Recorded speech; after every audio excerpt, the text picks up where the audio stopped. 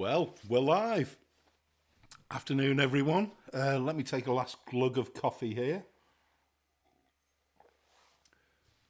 And welcome to the OTB channel. I've just realised I'm without Tat. Let's get that on so I don't blind you all. Before we start, can someone give me a sound check just to make sure that we've got that okay? I know there's a bit of a delay here when you're streaming before that comes through. Got your 50-inch 4K monitor up and running full screen. Great, Darren. Mine are a long way from that. 24-inch, I think I've got here. A couple of 24 inches. What's the sound like, guys?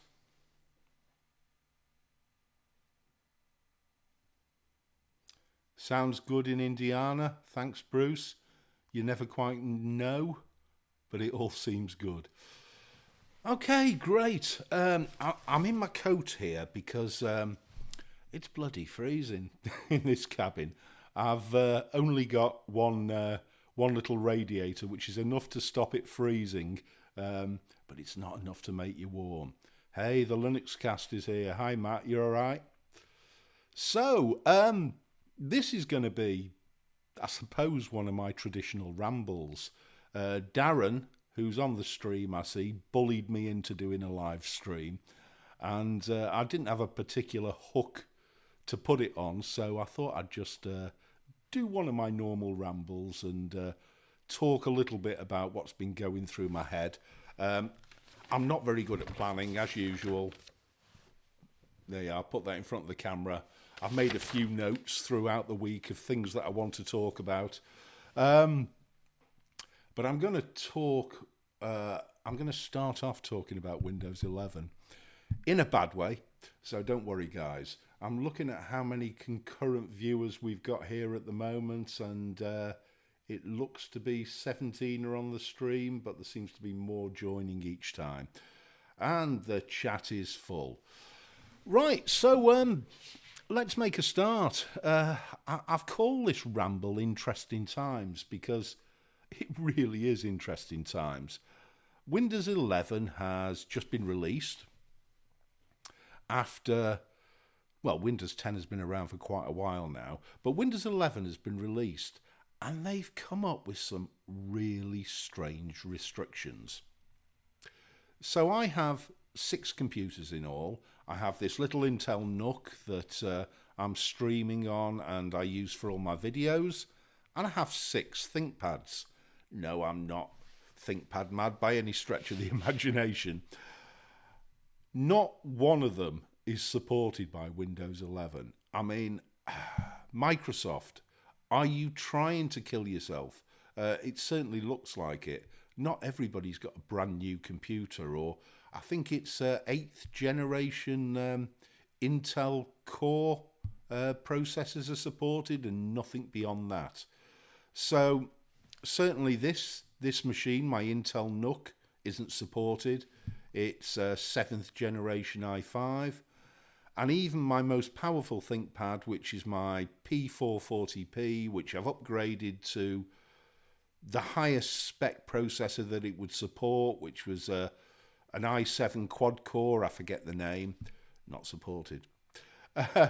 So I won't be using any of the Windows 11 variants on any of my computers, but to be honest, I probably wouldn't have done anyway. So let's just have a quick look in the chat here. So we've got 24 in now, which are great, and you love a good ramble when I'm really pleased because we haven't got a lot of content to talk about. I think I used that up. But this thing I did yesterday, Stormfish, that seems to have been quite a popular video. I'm quite surprised when I do these preview videos. They get, you know, quite good views, which I always think is unusual, but it was a nice enough distro. And if you like KDE Plasma, maybe it's an option. Clearly, it's not something I'm going to use myself, but hey, it is what it is. So with the onset of Windows 11, does this represent an opportunity for people to come over to Linux? And I think potentially it does. But from what I've seen so far, all over the YouTubes, I don't particularly think the signs are that good. In fact, I don't think we're going to see a huge, big upsurge of popularity anytime soon. Despite the fact what everybody seems to be going on about this, Linus Tech Tips, the channel, they're doing a 1 month Linux challenge. Linux. Not surprising I get my tongue twisted. They're doing a 1 month Linux challenge, and we're seeing little snippets come out on YouTube, and it's not great. It really isn't great. So for those of you who haven't seen it, Linus chose Pop OS, and he managed to screw the whole thing up when he tried to install Steam.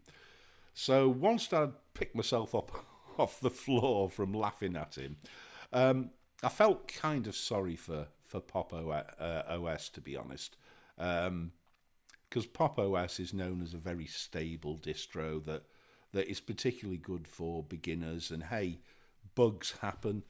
And unfortunately, he just happened to pick a time, Linus, when there was a bug for installing Steam. So it's unfortunate for, for the distro, to be honest, Pop OS. And I felt more sad about that. I didn't feel sad at all about Linus. He's never going to take to Linux. And there's a reason for that, and I'll kind of expand on that. Luke, though, is Oppo, seems to be having a much better time, and I think it's all ultimately about his mindset. He's prepared to read, he's prepared to do a little bit of work, and he's prepared to, do what it takes to learn about the system. Which brings me to kind of the broader question of bringing people over to Linux, new starters. I firmly believe that if you're going to run Linux, you can't just see it as an alternative that anyone could use, because there aren't that many places where you can buy a Linux computer that's set up from scratch, and it just works for the average computer user who just wants to do a bit of web browsing, a bit of Facebook, maybe email, and not much more. They would have to know how to burn an ISO to a USB stick, boot it, install the system, and to be honest, it's beyond them. The people, and it's sort of contradictory this, the people who wouldn't have a problem with that tend to be the people who are a little bit more technologically savvy and perhaps even Windows power users. The trouble is, Windows power users probably understand Windows to quite a large extent and use a lot of its features. They seem incapable, though, of understanding that Linux is not Windows. It is not going to work in the same way. And just because you were brought up at school with Windows doesn't mean Linux is going to mimic it. You need to do a bit of work, you need to do a little bit of homework in order to understand how it works. And Linus didn't. He expects it to work like Windows, and he fell flat on his face, and he'll continue to fall flat on his face, and he'll end up staying a Windows user. Unfortunately, I have a feeling that he could damage the reputation of Linux in the process, and that's what worries me more than anything else. I think Luke might take up Linux, at least for some things, but I don't know. We'll wait and see. Going into a test, though, which is all about gaming, I think is pretty unfair, given that most of the games that they want to run are Windows games. Yes, we have Lutris and we have Steam, but at the end of the day, it's bodges to make them work. They are not native Linux programs. So criticising a distro on how well it runs a Windows program just doesn't sit well with me, to be honest. I just don't find it a very fair way of doing things. What do you think, guys? Let's have a look in the chat. It gives me a chance to have a glug of coffee as well. Anthony should be doing the Linux stuff. Yeah, Jared, I absolutely agree. So Anthony's the big guy who is more of a geek, a bit more like you and me, and he runs Linux anyway, and I think he could have given it a decent show. Yeah, I really do. Is Esnix here? I just see someone mention Esnix. Sorry, Esnix, if I've missed you. Oh, yes, I can see you over there in the chat. Hi, Esnix. Hope you're well. I know you've had a rough time recently. Continuing to look at your videos. And, yeah, I continue to enjoy them. For anybody who hasn't watched Esnix's video, please subscribe to him. Really worth watching. So, Darren, what do you say? Last time you saw Luke has games working pretty good now. Linus, not so much. Well, no big surprise there.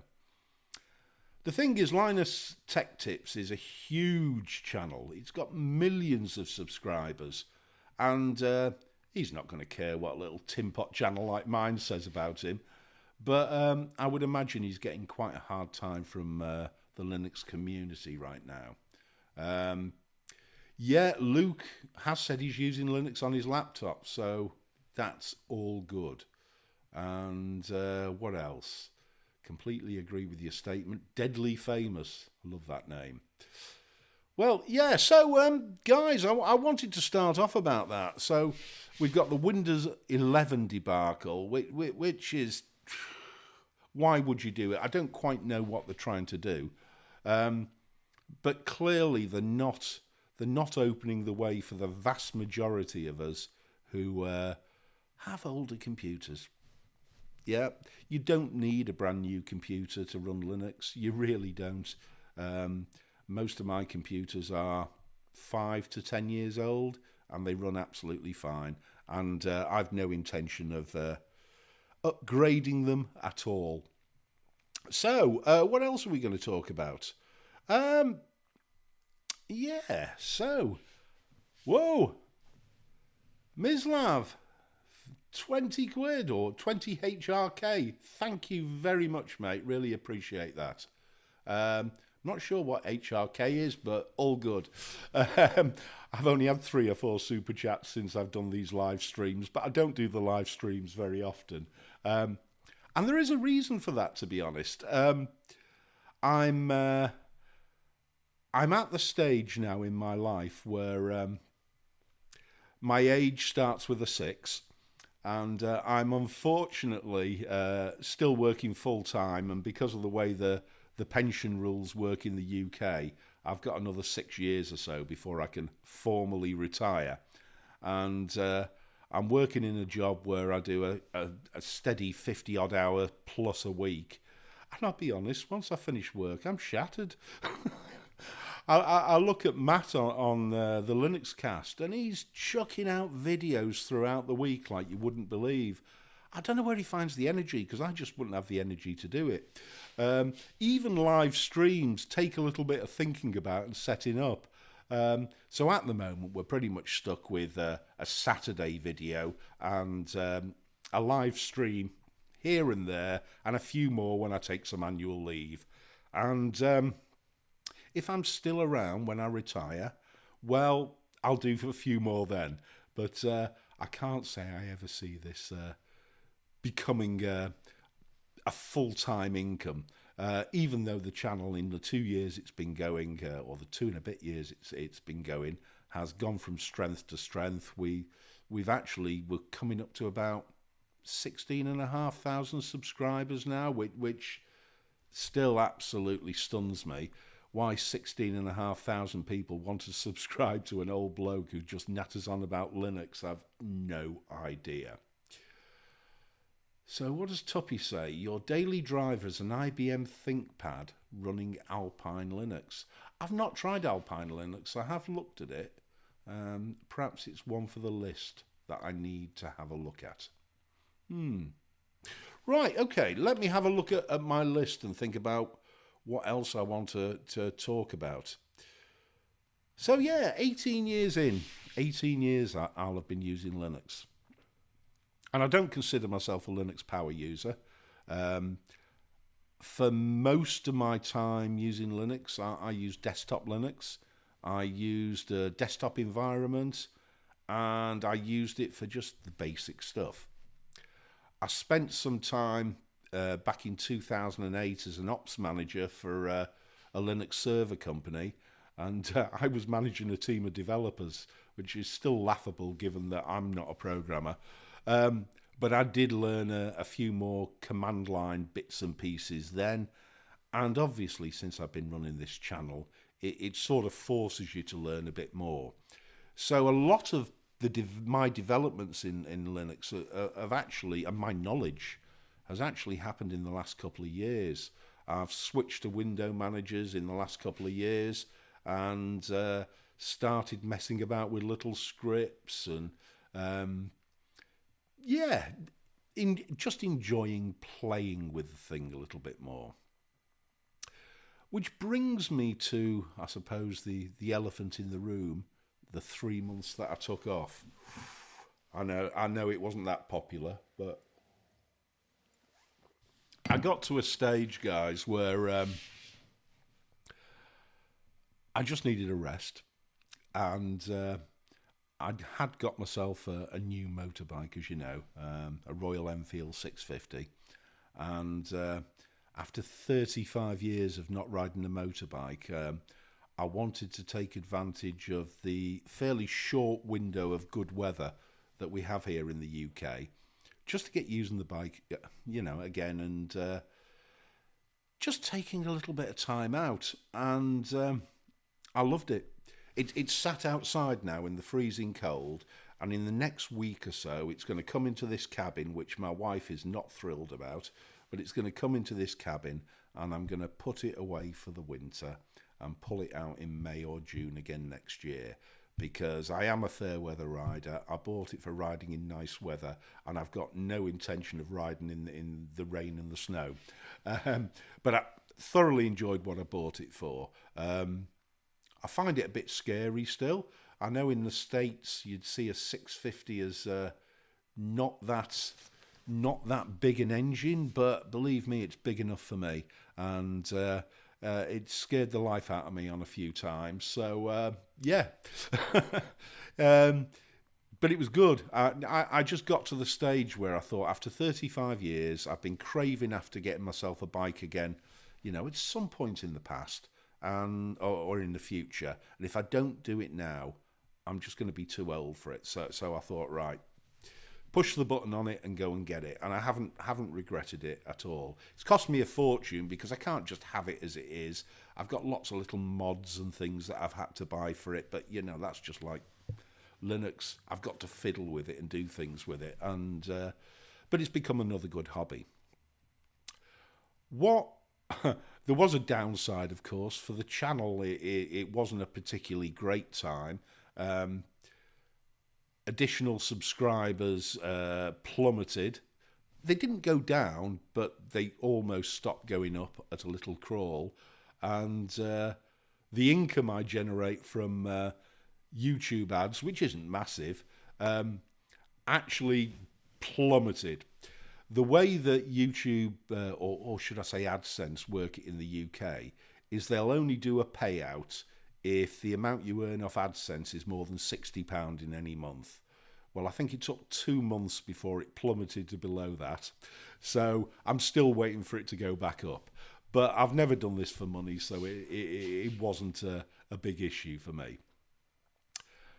I saw some Patreons go down. I did lose about 6 or 7 Patreons, which I expected. I suspended their payments while I was off, and yeah, I'd have done the same if the channel I was supporting took a break. But hey ho, I'm back now. So what else did I do? Yeah. I got time to play with Linux. This channel gives me the opportunity to play with Linux to an extent. But I'm always playing with Linux on the basis that I'm thinking about what video I can produce. I got to play with Linux this time just out of interest for me. And I'm just going to talk a little bit about... I'm just going to move this to the desk. I'm just going to talk a little bit about the 3 distros that I've sort of settled on for me, which are absolutely, fit what I want to a T. There's Arch, of course. I've been using Arch now, off and on for years on end. But this computer alone, the one that I'm streaming on now, has had the same version of Arch on for over 18, 19 months. And no problems whatsoever. I am still constantly amazed when people tell me that Arch isn't stable. Arch is stable. You've just got to do your updates at least once a week. And as long as you do that, you won't have a problem with it. And I will always stick with Arch as far as this channel is concerned, simply because, it's fast. I can get hold of packages in the AUR really quickly. I don't have to faff about too much to get them installed. And it's just simple. I'm just really comfortable with Arch. It's a simple thing for me to use. What I've gone back to, though, is my roots almost. Slackware. Slackware, it's old school Linux. And I've done a few videos on it. And it hasn't been the most popular of all the videos that I've done. Nevertheless, it's still quite a modern distro in terms of, it's got an up-to-date kernel. It's running the 5.15 kernel on current. All the apps are brand new, up to date. They're not messed about with the vanilla. I think it's a really underrated distro. I really do. And I think one of the reasons why it's underrated is simply because it's been 2016 since we've had, a release. And there's no reason for that.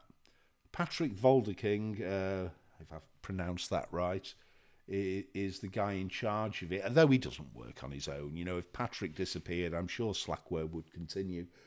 But Slackware has been ready to be released. I've been using Slackware Current for the last 4 months, and I can see no reason why it hasn't already been released, as the Slackware 15. So it's just doing itself damage at the moment by delaying the release. And I just wish he'd get the release out. But absolutely loving running it. I think it's a brilliant distro, one that is underrated. And the issue of having no dependency checking in the package manager isn't really an issue. There are ways around it, and all good. What I've also revisited is the Void Linux. Currently got this on my T440, and I don't know if you remember, I did a look at a Void Linux. Oh, I don't know how long ago it was. Certainly over a year ago. I'll just move back to the standard stream here. I moved back to to Void Linux about 6 months ago, and I stuck with it for 6 months, and it was absolutely brilliant. I loved it. Had lots of paper cuts that needed sorting out and configuring, but I really enjoyed the distro, and I was never able to really put my finger on what it was that I liked about it so much. But I did. I absolutely loved it. And so I thought I'd try that again, and I put it on my T430, and it's running like a dream. I've noticed it's improved. It hasn't got as many paper cuts that need fixing. There's only the XFCE version and the vanilla version that's there for download now. N-Curses installer installed without a problem. You get a vanilla XFCE, but it really is bare bones. I mean, it doesn't come with Vim, Nano, XR&R, anything.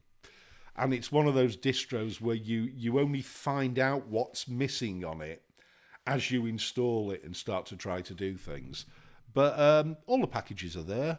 I've really enjoyed playing with the XBSC-SRC script because you can actually download like a ports tree of all the source packages in Void, and I played around patching the libxft source in Void so that I could use the emojis that I use with my DWM. So easy. I'm going to do a video on it in a few weeks' time because it's another distro that I think deserves a little bit more love. So, right, I got permission off Darren at the beginning of this stream to have a cigarette whilst I'm doing a live stream, so I'm going to have one. It's something I try and avoid in my videos, but they're quite stressful, these live streams, having to keep talking. And I'm just going to have a look at the chat now and take a break before I continue. I see I've managed to talk for half an hour without a break. I really can talk for England, can't I? There we go. So, who's saying what on here? So, Darren's saying that when it comes to GNU Linux, use what's best for you. Also, every day you learn something new. I'd fully agree with that, mate. 18 years in, I'm still learning, which is what keeps it interesting, to be honest, for me. But again, that isn't something everybody wants to do. It takes that particular the mindset, and I suppose this is why I'm sometimes against attracting new users, because what's the point? Because most of them won't take the time to learn. I almost think, you know, if you make it a Linux distro, they will come automatically. The ones that enjoy it, who want to learn, who want to get to know the system more. And there's no amount of trying to make a distro more user-friendly that's going to bring in more Linux users as far as I'm concerned. Not that I think for one reason, you know, for any reason that new users shouldn't use Linux, but I do think they have to be prepared to learn to get the most out of it. Hi, Alan, you're right. Nice to see you back in chatting, you say. Yeah, I'm back. Messing about before my tea. So I need to explain that to our viewers across the pond. When I say I'm doing this live stream before my tea, I'm from the north of England, and when I talk about my tea, I'm not talking about a cup of tea. I'm talking about my evening meal, my tea. So, hey-ho. So a little bit of translation there. Know almost no one who smokes in these times, says Mikhail. Yeah, I know. I'm behind the times. I've been smoking now for 47 years. And I've been smoking around 40 a day for 47 years. So it's going to come and get me. I know that. I'm not stupid. I've tried to give up. I've tried to go on the vaping. And I do a bit of vaping. I try and do a bit of vaping to cut down the cigarettes. I have to say, though, I've got to the age where I think, you know, it is what it is. Yeah. So what'd you say? Kazang tea equals meal? Strange. Yeah, north of England. I'm having me tea. Means you're having your evening meal. And I'm going to be having me tea straight after this stream. I wish it was a big roast dinner. Unfortunately, my wife is veggie, so I don't get that many roast dinners. But I think I've got a Thai green curry today for my tea. So I'm looking forward to that anyway. So Associate Minister and Reserve Deacon, Mr. Terry Jones. Please hit the up button. It really helps the channel get a positive rating with the YouTube algorithm. It certainly does, my friend. Thank you very much for that. You're watching using... Dr. Smith says he's watching using Manjaro on a Raspberry Pi. I've got a couple of Raspberry Pis here. I've got to be honest, I'm not actually using them at the moment. I do need to find something that appeals. I had one of them running as a Bitcoin mirror for a little while, but it started to use too much bandwidth, so I kind of put it down. What do you think about OpenSUSE?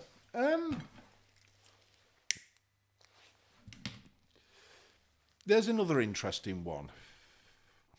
It's a distro in the past that I used for a significant period of time, you know, a year or more. My memories of it was it didn't like NVIDIA drivers, and at the time I had a desktop with an NVIDIA card in it. But other than that, it was pretty solid. I'm quite surprised, really, with OpenSUSE that it seems to have become less popular, because it's very pretty. It's a very polished looking distro. I've done a couple of reviews of it. Don't get that many views of it, strangely enough. I do just get the feeling that it's not in the moment at the moment. But you do get distros coming in and out of favour all the time. Pi-Hole, I've heard of that and I can't think what it is.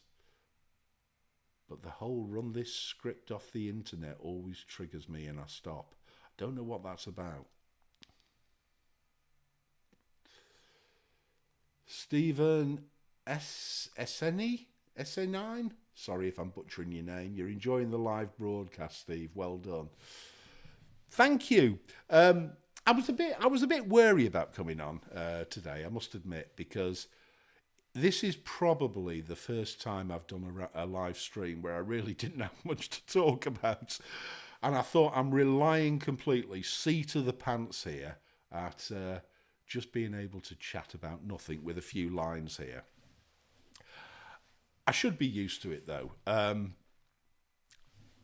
Out in the real world, outside YouTube, I work in training in the financial services industry. And up to about a year ago, what that meant was I was out and about in the field all over the UK doing training, and loved it. Absolutely loved it. And I used to get used to, you know, training by the seat of my pants, not having to do a huge amount of preparation, just knowing what I was going to talk about and getting on with it. Well, in the last year, June in fact, I didn't mention this, the place I work for decided to promote me to Head of Training and Development. So I now, for my sins, run the training team. I would have thought I was a bit old to start climbing that greasy pole, because it wasn't particularly what I was looking for. And I'm really enjoying that. I love my job. I really do. And the fact is that I get to work remotely 100% of the time. Perhaps go into the office half a day a month, but that's it. The rest of the time I work at home. The downside is that my training seems to be all remote training now. And it's all over Microsoft Teams, which I run in Linux, by the way. I really do run it in Linux. And I do 5 or 6 hours on Microsoft Teams every single day.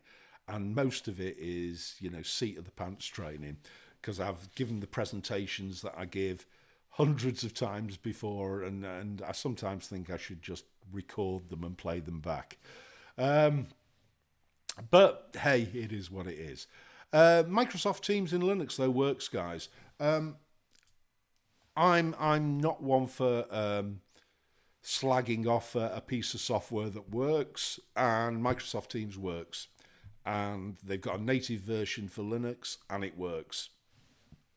I have to use it for work, and the fact that I can use it on Linux, it's just a bonus as far as I'm concerned. So yeah, so that's how I spend my time. So I'm pretty busy, as you can imagine. I run a big team, and I don't know whether I can keep it going full time all the way up until retirement, but I'm doing what I can at the moment. Right, what else should I talk about? Yeah, hardware. I thought I'd talk about the issue of, does hardware still matter with Linux? And I think it does. Light that up again in a minute. So the hardware that I have this little Intel NUC that's running a 7th generation i5 with 16 gig of RAM. And then my hobby is ThinkPads. And I have 6 of them. And they all start, not a true ThinkPad really, this little X131E, put it in front of the camera, which is a little tiny ThinkPad, which I think was made for schools about a decade ago. So it's got like a rubber bumper all the way around. It runs an i3 processor. I've stuffed it full of 8 gig of RAM, which is the max that it can take. And it's currently running Slackware. And everything is pretty much compatible with any Linux that I've put on it. And I've put a few on it, apart from one thing. It has a Broadcom Wi-Fi chip that requires the STA driver. Now, you can compile the STA driver in Slackware, it's not a problem. But as I'm running running Slackware current, I had to compile the flipping module every time there was a kernel upgrade. And that just happened constantly. So I decided enough was enough, and I went looking on eBay, for a Linux compatible Wi-Fi dongle, of which you will find many. And I got this little tiny one here. This little tiny one. It's running off a Realtek chip or something. And I disabled the Broadcom chip in the BIOS, and I booted the system, and I plugged it in, and about half a second later I got a message: there are Wi-Fi networks available. It cost £5. Why was I worrying? Why was I working with Broadcom when you can get a Linux compatible chip for £5, that you can plug in, which is tiny, so it hardly shows. So that's my go-to whenever I go away, and I am going away to stay in Wolverhampton in Midlands on Thursday night. And I will be taking this with me. It's one that it's small enough and robust enough that I can just throw it in my suitcase, and it's a little bit of a go-to. My other X series ThinkPads, I've got an X220, which is my go-to really.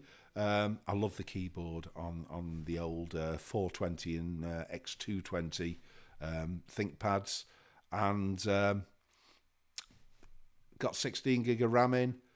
Everything works out the box. I've got an X260, which I used for streaming in this cabin when I first moved down, before I moved my Intel NUC here. And it's good, but I really hate the build quality on it. It has all these nasty little plastic clips that are in the back. So if you want to take the whole back off to put a SATA drive, SSD drive in, or upgrade the RAM, you have to take the back off. And I'm afraid I ended up snapping a couple of these little clips when I took the back off, even going, really carefully round with, a guitar pick. And it's just put me off the whole thing. I think that's going on eBay soon. So X131E, X220, and X260. I did have an X230, which I sold, and I'm regretting it because it was a great machine.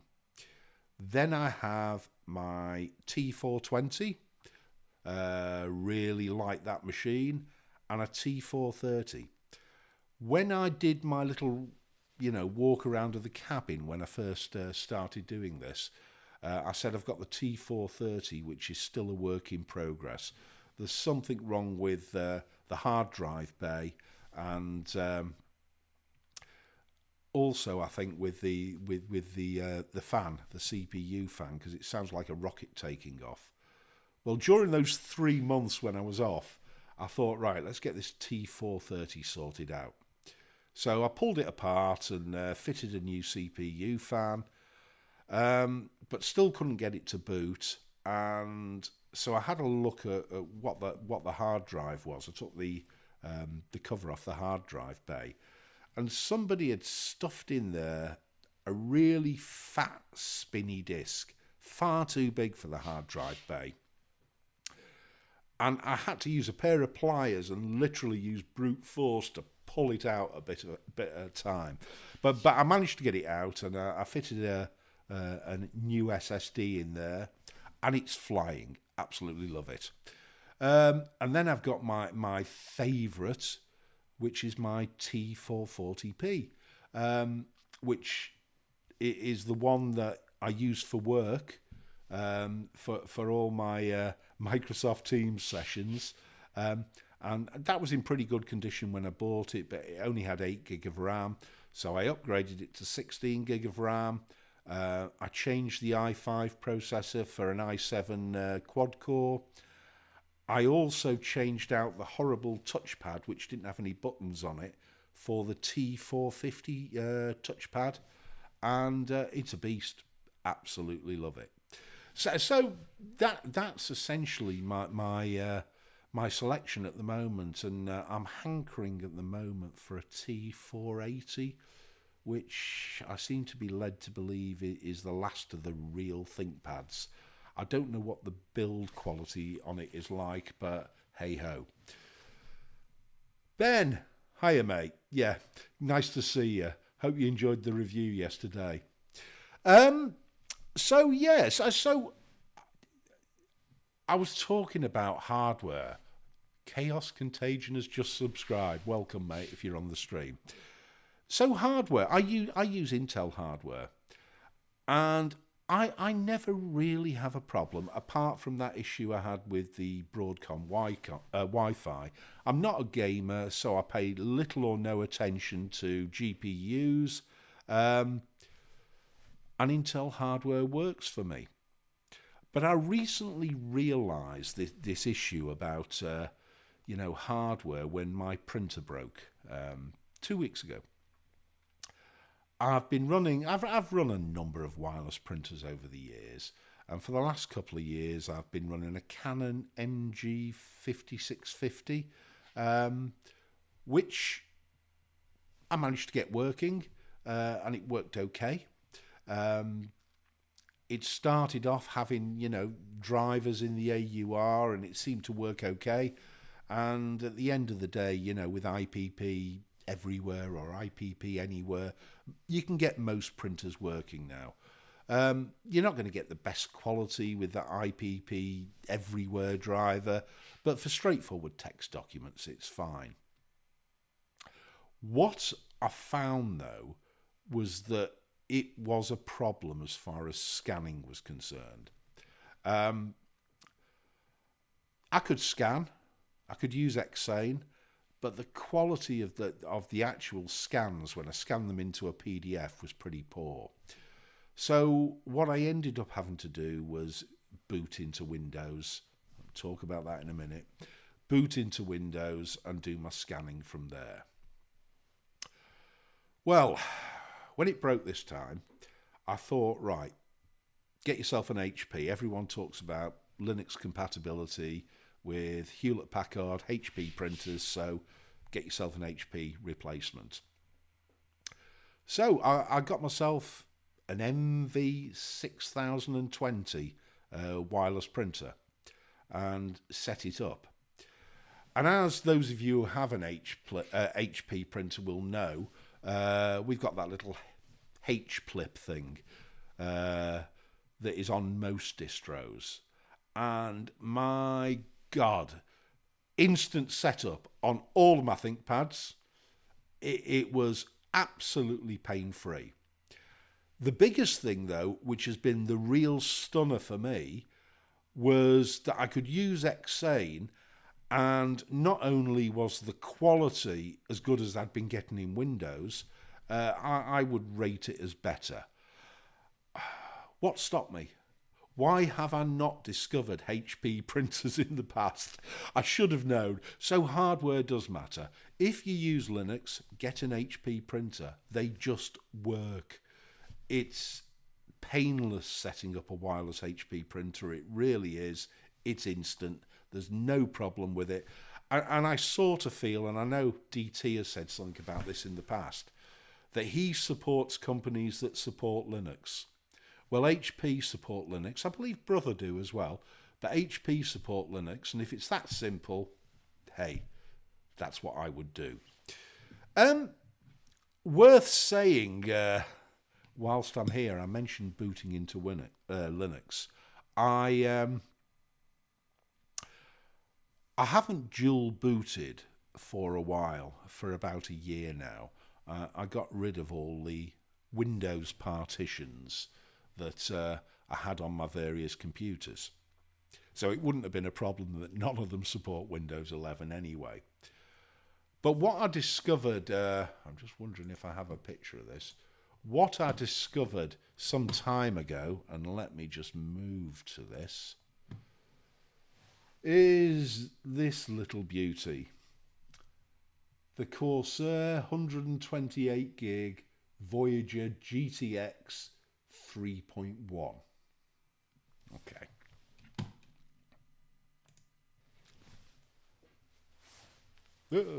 That. So, I installed a bootable version of Windows 10 on that.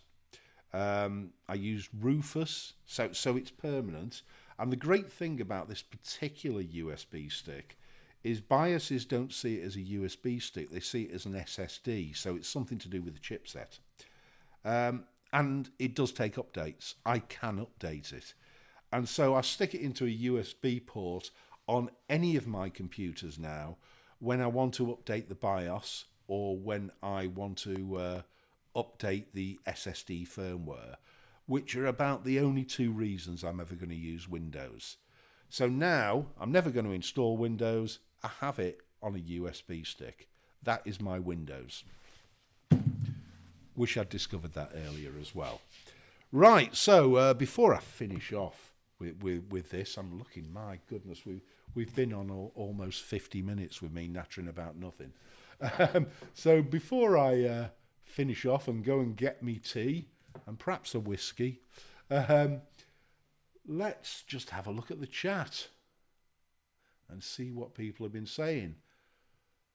Brother, printer support is good, says Saki Bugger. And so are their printers. Okay, great.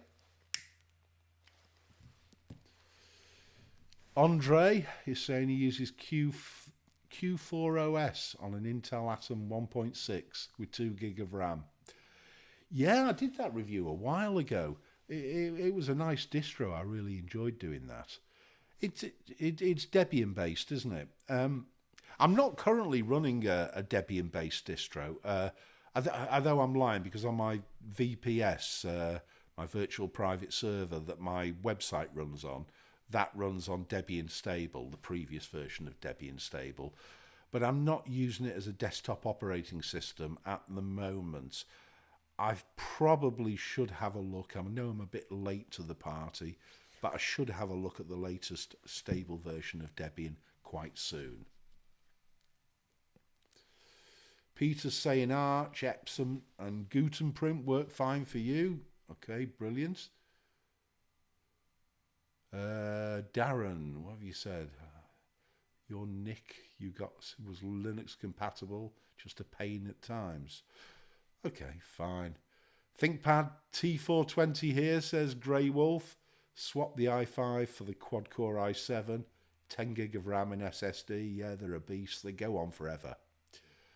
Mr. OTB says, Associate Minister and Reserve Deacon Mr. Terry Jones, have you ever dual-booted 2 Linux distros? If so, how? I've done it with Ubuntu and Fedora. Fedora must be installed first. In the past, I've dual and triple booted many distros, and I've just used Grub. And the last distro that you install, its Grub will be the one that installs if you're using an MBR system. And you can always change it over by going into the distro that you want. That's the Grub that you want, and reinstalling Grub from there. If you use UEFI, you can use a UEFI bootloader. There's one that I use on this machine. I can't for the life of me think what it's called at the moment. It just evades me. But it's really simple to multi-boot Linux distros, or of course just multi-boot them on different drives. So let's go back to the ThinkPad, my T420. I've got the main SSD in there. I've also taken out the old DVD ROM drive, and I got one of these cheap Chinese trays that holds another SSD, so that's 2 SSDs it's got. And it will also take an mSATA card, M2, M3 card.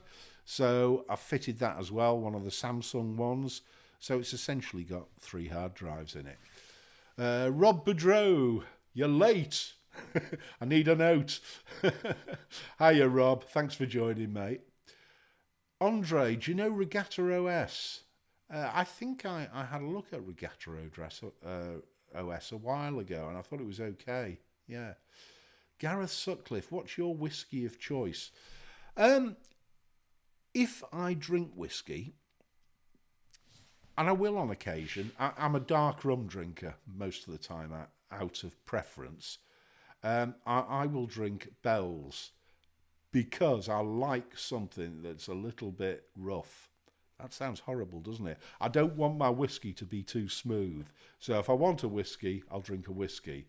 So I do like a Bell's. I know it's not a quality whiskey, but yeah, I enjoy it. The people are probably going to be up in arms at this. Sainsbury's own brand is pretty good for me. Now, in terms of rum, I like Captain Morgan Dark rum. I don't like these spice rums. Spice rums are for kids. You know, they just taste like pop. So I like a Captain Morgan or a Lamb's Navy rum.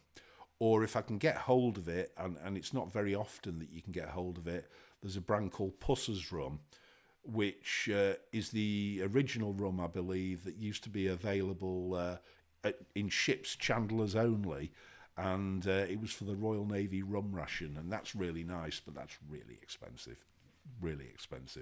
But nevertheless, that's a Christmas thing. Right, let me just have a little smoke on my cigarette. I'm looking up at the time, and we're only going to go for another 10 minutes or so, guys.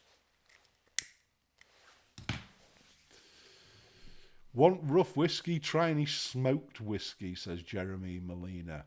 Smoked whiskey? I've never even heard of it. I do like a drink.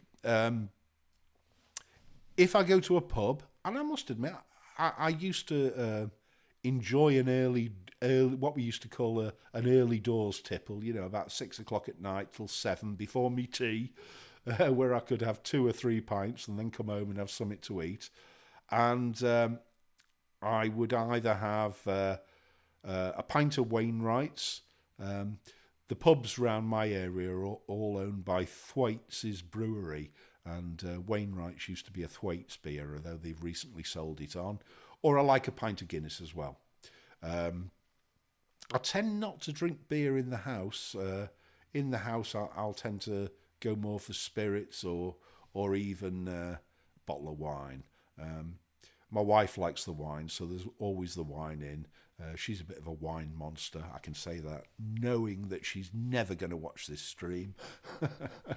but she likes her white wine, and I think she could probably drink me under a table on it in a contest. Saki Bugger says Navy Neaters rum puts hair on your teeth. I've never even heard of it. Never even heard of Neaters rum.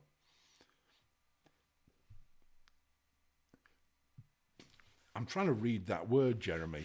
Buna Habane, I can't even say it, is a smoked whiskey. It tastes like a burnt fire. Pretty interesting. Right, fair enough. It's really strange, you know, these live streams, because I can see myself talking in OBS here, and then as I look on my other screen, I have the stream up, and the stream is a good 6 or 7 seconds behind. We do seem to have an excellent connection, though. I think it's worth saying before I go, you know, I was struggling to get an internet connection into this cabin and wondering what to do. And in the end, I went for just one of these routers that has a 4G SIM card in it.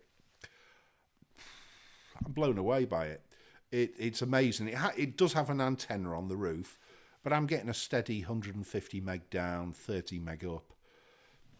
There's a little bit of variation, but it's just a standard mobile phone SIM, and it's unlimited data. So, you know, I can use it as much as possible. And it cost me less than 25 quid a month. I mean, it cost me a couple of £100 for the router and the antenna, but once I'd got that, it was brilliant. CGA, what brand was that Wi-Fi dongle you bought? It was a generic brand. It just said on eBay Linux compatible. And it's not so much the brand as the chipset. I think it's got a Realtek chipset in it. Tell you what, there's only one way to find this out, isn't it? I'll tell you exactly what the chipset is. I'll fire up this little machine that I've got and see. It's no good smoking, I don't think, on these streams, because I can't concentrate on smoking. I talk too much and it goes out, which is one of the downsides, of course, of smoking these roll-ups. Here we go. So Slackware is coming to life.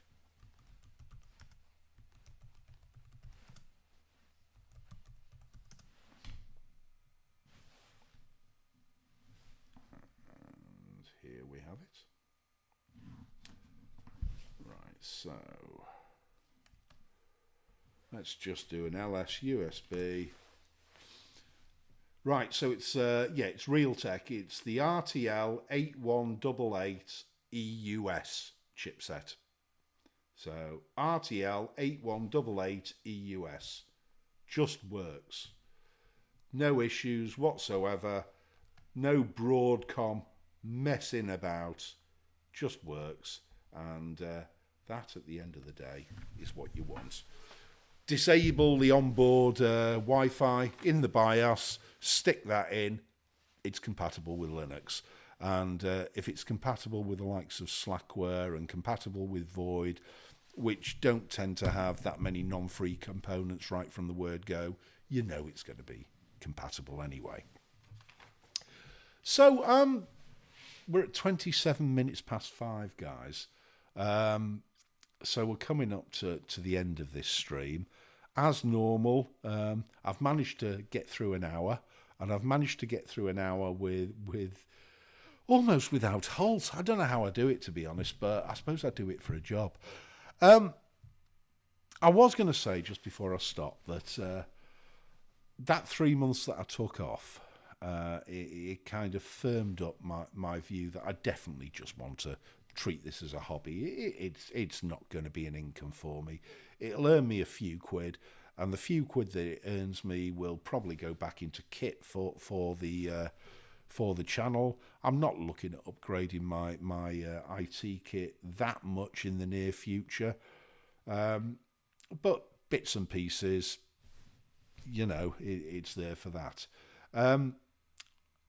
I've got put off buying any new kit, to be honest. I've started thinking, well, I'm not a gamer, and the kit I've got does pretty damn well. So, hey ho, you know, it is what it is. Chat revenue. Oh, I had the super chat. That's great. Thank you very much for that. Yeah, so it's got me thinking about what I want to do and what I don't want to do. And what I want to do is going to be a bit of a mix.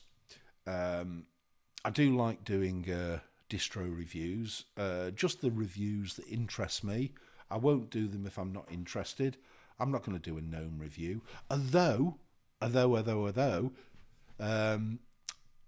what's it called? Pop OS. They are moving, aren't they? They're putting together their own desktop environment. I believe it's going to be based on the Enlightenment toolset or toolchain, which I think is really interesting. I did review Pop OS, but the fact that it uses currently GNOME by default put me off. You know, I was never going to like it that much. But I might have a completely different view of it once they've moved away from GNOME and they have their own desktop environment that doesn't use GNOME at all. So I think that's quite brave, and I wish a few more people would do it. Bruce, you're going. You have a great day as well, mate. I'm going myself shortly. So I'm going to do that. I'm also going to do little videos that probably aren't going to get me many views. Like I'll look at Void Linux, and I will do more on, you know, compiling the libxft driver on various different distros as time goes by, and bits and pieces that I've just been messing about in the week. What I'm not going to do, I'm not going to do Gentoo. Sorry. I've looked at it a few times. I have installed it 2 or 3 times, albeit in VirtualBox. I didn't enjoy the experience. It's a fine distro. I just don't want to be compiling for hours on end, and none of my hardware is particularly powerful enough to make that painless.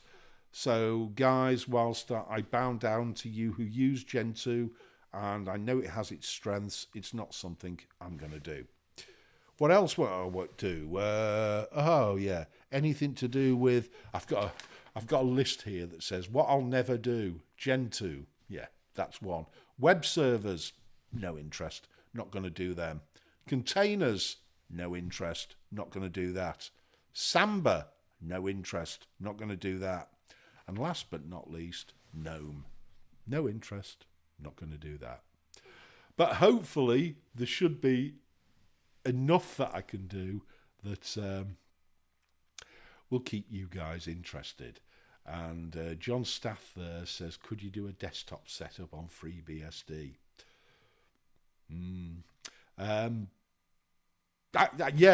Yeah, I think that's got to go on the list, hasn't it? I've done one BSD install and showed myself up to be a complete noob on it, but that's good. I don't mind doing that. Yeah, I think I may well look at FreeBSD in the future. But guys, for now, it's 32 minutes past 5, and I think it's time to go for me tea. Thanks everyone for joining. I've enjoyed the stream, even though I came onto it not really knowing what on earth I was going to do. But it seems to have worked, and it was a pleasant way to spend a Sunday afternoon. So guys, I will see you next Saturday, and cheers. Whatever you're going to do now, enjoy the rest of your weekend.